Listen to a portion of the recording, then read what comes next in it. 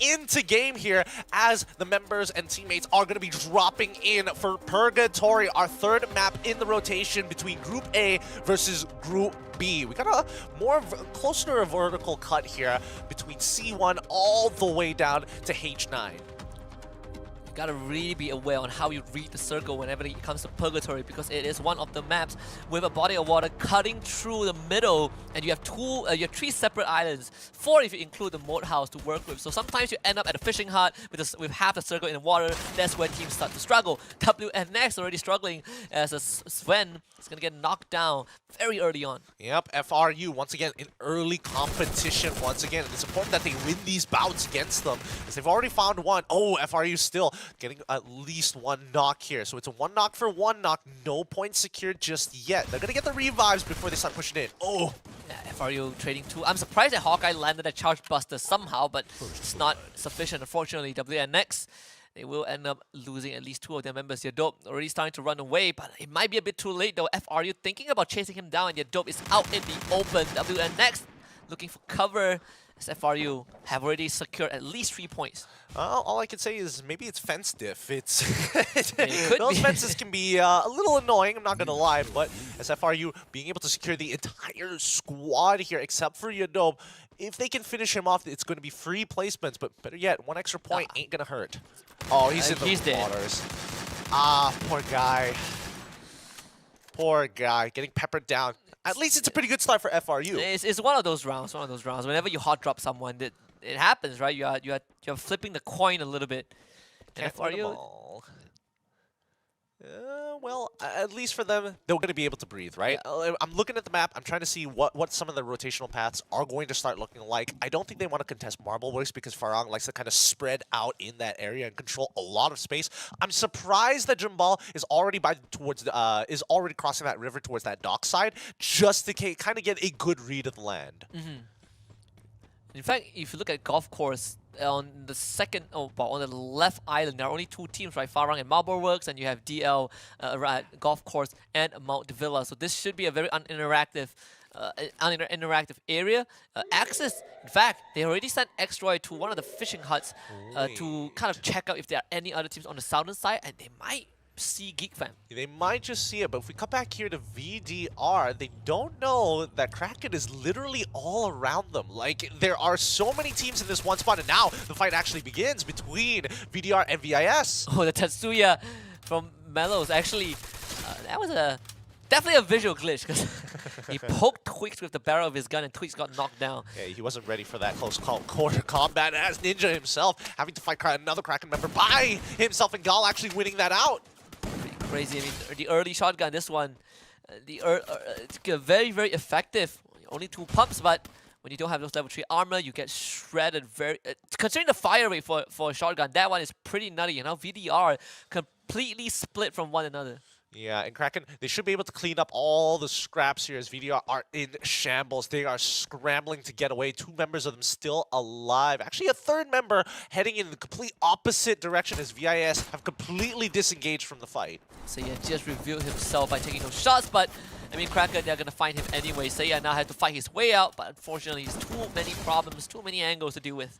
Yeah, unfortunately, even though that your dashes are on cooldowns, still being able to push yourself and inch your way out to maybe get a trade. Not a bad idea here. But VDR, they've taken more than enough damage here, losing 2 of their members. They're going to have to look for revives later on. The ring is starting to close. It's only the first one, so nothing too bad. But on the southern side is where things are going to get pretty heated very quickly. Look at Farang on the map. Actually, for our audience, they don't get to see the full map all the time, but just to let you guys know, Farang have basically controlled the entire, not just the center of the circle, but they also are gatekeeping mainland.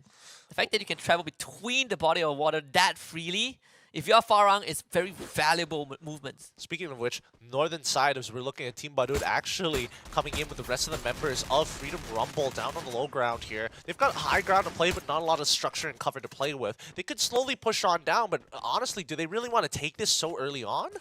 If you're Team Badud, there's only one way through, unless they fall back and go through towards the eastern side. But even then, it's very hard to make it deeper into the circle in their position. And Team Badoo might just consider trying to fight their way through? I don't think so. I think they just hold up on that hill, right? They want FRU to actually play in this uphill battle. They've got more trees to play once they are higher up in that in the high ground hill. I think what they know for sure is that they've already looted Moat House, right? And for the information you get from that, there's nobody at your backs. They heard the gunfire happening towards the northeastern side, so they know that FRU probably somebody is going to actually third this if they hold out. GeekFam, on the other hand, just found themselves what? DRS. So DRS might get cleaned out because there's only one team at this point in time from the southern island that can make it out of there alive. And GeekFam are looking to be that team. Yep.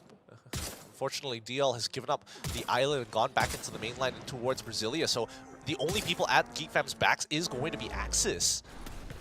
Axis, they should be hearing this, but it seems like they're making a decision to back off DRS in the meantime. To get Yasta at least. So Nemo fighting back, showing some resistance towards GeekFam. Oh, he's making it painful. He's really taxing GeekFam here. I say that, but GeekFam have just cleaned them out. Unlucky for DRS. But GeekFam, they did suffer one loss. Good news for them, there are 2 revival points on the southern island, one at Central, one at Lumber Mill. So GeekFam, they're not too worried about it. The most important thing is where is this next circle going to go? TV, on the other hand, again, going to be engaged in combat with FRU. Okay, the UAV isn't spawning anybody else. The ring pulls towards the northwestern side. Very beneficial for Farang, as well as Kraken, who have taken the beach in front. They see Team Badut as well as their opponents FRU actually going into high collision here. Lucky for them, whoever wins this probably has a really good spot in the ring. Yeah, the best part is that Kraken just arrived in the circle, and they've already found themselves in the center of it. Team Badut still locked in this fight against Freedom Rumble. In fact, they are attempting to keep Freedom Rumble away from the circle. Okay, interesting. FRU still rotating around. They need to clean up this fight sooner rather than later. The longer this lasts, the more chances for other teams to actually intervene. 4Eyes trying his best to actually hold out for as long as he possibly can. The CQC is getting good, and it's going to be Asta and Yazid who gets knocked down, with 4Eyes being next in the secure kill onto Yazdi. Kyoza is coming in to try and maybe trade something back. Doesn't find anything yet, but there's so many glue walls to play with and no melters to work or nades to get him out as he faces off all 3 players gunning him down. Team Badut is going to be coming up on top. Too many angles to cover, too many bodies to go through. Team Badut gets a clean wipe onto Freedom Rumble. Means that they actually not just get to loot the corpses of Freedom Rumble, but they also have a bunker nearby. They have 2 revival points. It's a lot of utilities, a lot of luxury for Team Badut in their vicinity at least. DL, on the other hand, they are swimming through, and BE is right behind them. Oh no, one member isolated from the rest. I don't think DL's member is gonna jump back into the waters and try to swim across it towards safety side with some overwatch. That'd be nice, but Vegeta is going to have to try his best. The rest of the members here, this is going to get tough as Bijuman is going to get deep into the middle of that fight. Already finding one, locking him up and stopping him from running away to secure the point. Yeah, and this is a bit of a aggressive maneuver. DL, they are going to start to get rushed. They have lost one member already. BE, they are not shy to go for a swim. It will take a bit of time, so not the easiest thing to pull off, but Vegeta, he's going to be the first one on the scene. That it was actually going to start allowing the rest of BE to swim over. Whoa! Razi, he's taking lost 50% of his HP already, 75 HP left. Trying to hold on. The level 3 M10, Raz, he's done with this. He's sick of BE. He has to just take this fight. It's going to be Raz who falls down, and Snake quickly finishes off Kenshi, and Kai looking to finish off the rest of these kills. Soria, last man left standing, not much help to work with, and getting ran at by multiple members of TBE. Unfortunately, PRG, the illusion is going to be out. And again, Farang taking control of majority of the circle right now.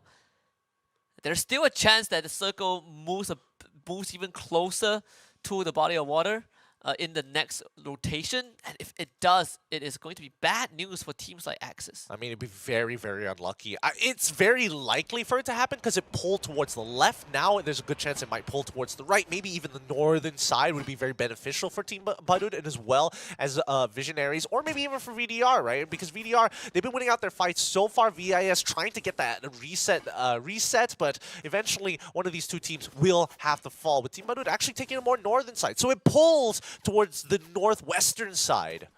And it does go over to the north side, and best yet, no teams are in the circle. Look at TB, they're doing what they do best. First team to arrive on the scene, they will make it into the circle, no problem. But using a scan to make sure that no one is there, so they will be thinking about taking over that area. Axis, they're going to try and catapult themselves closer to the circle as well. They will be spotted by Farang again. The drone is still up in the air, so all the teams have a rough idea of what's going on here. But I don't see Kraken moving on just yet. They need to finish off this last kill and then start moving in towards the beachfront. Axis starting to receive a lot of that pressure, but they're also buying time for themselves because they literally are at the edge of the circle. They can just turn their backs and be safe. BE, they gotta deal with teams who are on the mainland island. Kraken, on the other hand, just found Seiya from VDR. And here comes BG Man actually pushing them off the beachfront. Kraken forced to actually pull deeper in. Farang is going to scan the structures in front of them. This actually might not be good for Kraken. If they start pushing into the structures, they are going to fall into a really, really big fight that they do not want to be a part of right now. Well, if Farang just arrived, so wherever Farang is, the fights are going to be big. And Farang might just see both KRN and BE. In fact, Alif, just a complete spray down onto X-Bot. There's nothing that he could do. Yeah, and Farang, they're looking towards BE. This gives an opportunity for Kraken to get the hell out of there. But now they're stuck between a crossfire of Vision as well as TB. Yeah, moving away from Farang and out of the pot into the pan. TB.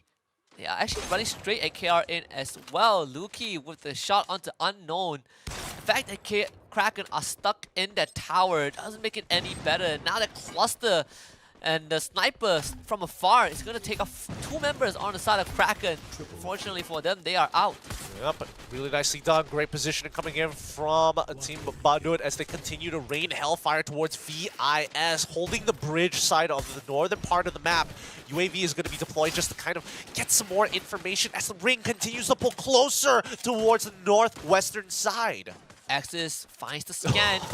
It's a very, very good scan as well as the circle becomes a bit more constricted. Team Badut have full control of it for now. But the biggest worry is definitely going to be Visionaries coming in on that bridge. Meanwhile, BE, they have to deal with the remnants. They have to deal with Farang still. Unfortunately, it's just not an easy task. It really isn't. Last member alive, Kai, is trying to tax them as much as they can with the help of VIS actually shooting. This might buy him enough to maybe look for a pick. The UAV is going to spot out Axis behind them, so at least for Farang, they know what their next moves are going to be. Spade will be finished off. Farang suffering an early casualty thanks to Visionary. Again, playing from afar. And Farang, they will have to try and get rid of Kai and start moving because Spade is already out of the picture. Farang left with two members. They're just getting really taxed here. Geek Fam, they've already found the spot that they want inside of the ring with the last two members, making sure that their backs are clear from Axis approaching from the southern side. VIS finally crossing that bridge, and now they have to start finding anywhere to play for cover. Small little hut on that towards the beachfront on the northern side of that ring might just be enough for them. How is Farang going to move? There's no buy point near them to get the other two to get Spade and Jembao back. Meanwhile, Axis X-Roy, Luffy finding the initial snipe. TB and Visionaries are also duking it out on the off-screen. Axis starting to rush towards Geek Fam, but you can hear that AWM firing off thanks to Dawiz. This is going to get really spicy here. Redface. Oh, Zach also getting taken out really quick as the rest of Farang is getting involved. Geek Fam have to hold out against Axis once again. They continue to wipe him here. Roy, the last man standing, takes the inhaler to stay alive as he's tanking the blue, but it's real difficult to get back in as Geek Fam continues to lock him out. Farang approaching from the outer ring, sees what's going on here, can take advantage because, again, a majority of them have taken casualties, so two members might just be enough to finish off two teams here. Yeah, Fai is trying to find a cheeky pickup but couldn't land the shots. The Geek Fam, they also need to start backing up because look at that final circle. It's in favor of Visionaries and Team Badut. They gotta breathe for a moment. Farang taking their time with this. Team Badut as well as VIS currently in the middle of an engagement here. They know that Eagle has his partner generally nearby, but they still have all their members alive, which is the most important part. And Farang somehow able to reach the Bison and bring the other two teammates back. So now it gives them a fighting chance. But again, they will need some time to get those equipments back up. Visionaries, on the other hand, will be facing off against TB and Luki.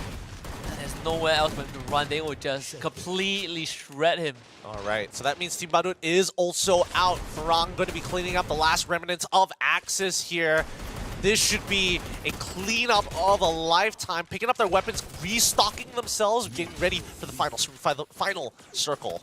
Visionary is losing one man already. Unfortunately, Twix dies to the blue eye, if I see correctly.